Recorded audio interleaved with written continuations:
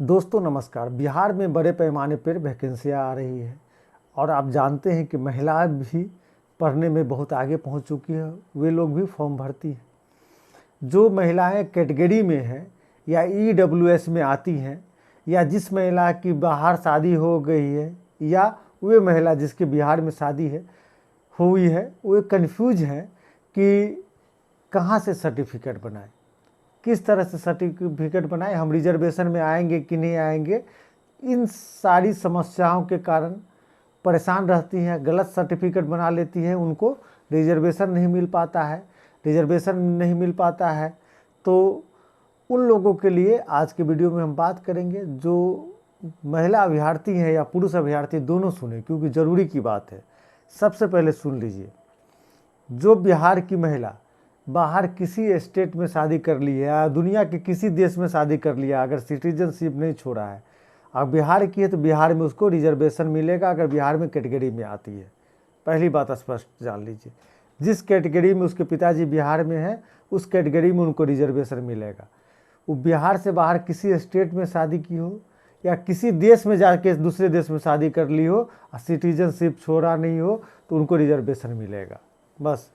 लेकिन दूसरे स्टेट की महिला बिहार में शादी की है तो उनको रिजर्वेशन नहीं मिलेगा, भले उनके पति किसी कैटेगरी में है या वो दूसरे स्टेट में उनके पिताजी किसी कैटेगरी में। बिहार स्टेट लेवल पर, बिहार में स्टेट लेवल पर जो वैकेंसी आएगी उसमें उनको रिजर्वेशन नहीं मिलेगा।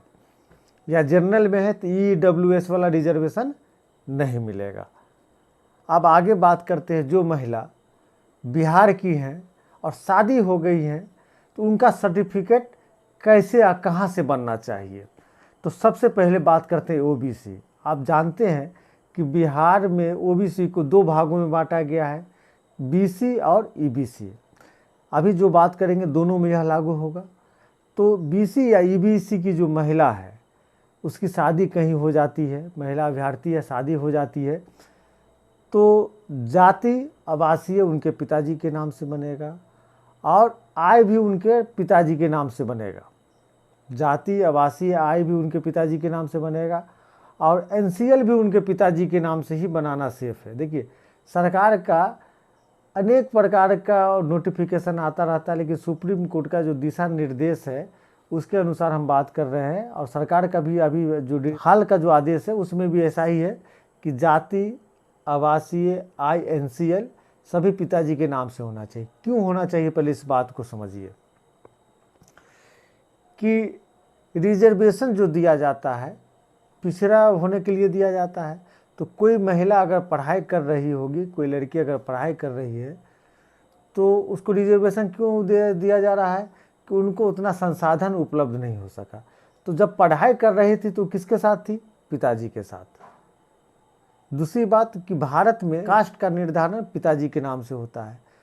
तो दो बातें हैं, इसके कारण सभी डॉक्यूमेंट्स पिताजी के नाम से होना चाहिए। अगर सभी डॉक्यूमेंट्स पिताजी के नाम से नहीं होता है तो रिजर्वेशन का लाभ आपको नहीं मिलेगा। नौकरी के केस में बता रहे हैं। उसके बाद बताइए एससी का, किसी एससी महिला का शादी बाहर भी हो गई है, कुछ भी हो गया है तो उनके पिताजी के नाम से आवासीय और जाति प्रमाण पत्र होना चाहिए, उनको रिजर्वेशन मिलेगा। ईडब्ल्यूएस की जो लड़कियां हैं उसकी शादी कहीं हो जाती है तो उनको भी सारा डॉक्यूमेंट्स पिताजी के नाम से बनाना है, तभी उनको रिजर्वेशन मिलेगा, नहीं तो रिजर्वेशन नहीं मिलेगा। याद रख लीजिएगा, रिजर्वेशन नहीं मिलेगा, पिताजी के नाम से ही उनको जाति आवासीय बनाना। मान लीजिए, अब आते हैं बात करते हैं किसी ओबीसी महिला की शादी किसी जनरल कास्ट या किसी एससी से हो जाती है तो भी वो उसी कैटेगरी में रहेंगे जिस कैटेगरी में उनके पिताजी थे। यह जनरल की जो महिला अभ्यर्थी उनके लिए भी लागू है, यह एससी की महिला अभ्यर्थी है उनके लिए भी लागू है। भारत में कास्ट का निर्धारण पिताजी के कास्ट से होता है तो रिजर्वेशन भी पिताजी के नाम के आधार पर ही वो होता है, क्योंकि आर्थिक चीज़ भी, जो आर्थिक जो संपन्नता भी जुड़ी हुई है तो पिताजी के नाम से बनना चाहिए। तो आप लोग सभी लोग जो इस बार बिहार इंटर लेवल की वैकेंसी में अपियर हो रहे हैं वो लोग अपने, वो महिला अभ्यर्थी अपने पिताजी के नाम से ही सारा डॉक्यूमेंट्स तैयार कर ले और डाले, कहीं किसी प्रकार की दिक्कत नहीं होगी। हमारी शुभकामना है आपके साथ, आप सफल हो, आगे बढ़े। बहुत